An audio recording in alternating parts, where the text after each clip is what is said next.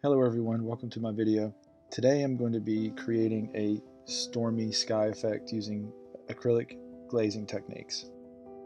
I'm working on Strathmore mixed media paper and I'm applying a layer of colored gesso. Once that's dry, I just create a very random pattern of cloud-like shapes using Payne's gray and titanium white. The idea here isn't to try and draw clouds or paint clouds, but just to make cloudy shapes. I use a very large soft brush to blur the paint and blend it together before it's dry.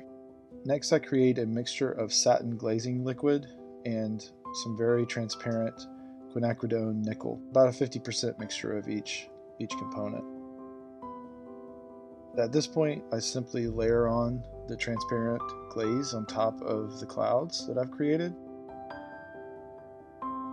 spraying a little water to spread the paint out before it dries. The nickel is kind of a warm orangish color, and the Payne's gray is actually a little bit blue in tone. So when the two are mixed together, they create this green effect.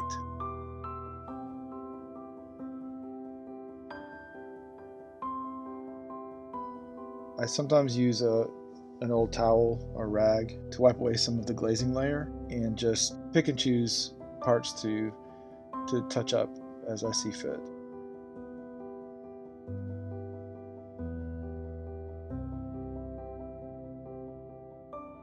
In the end, it creates this really interesting, cloudy, dramatic sky, and on top of this, I'll paint all manner of interesting subjects.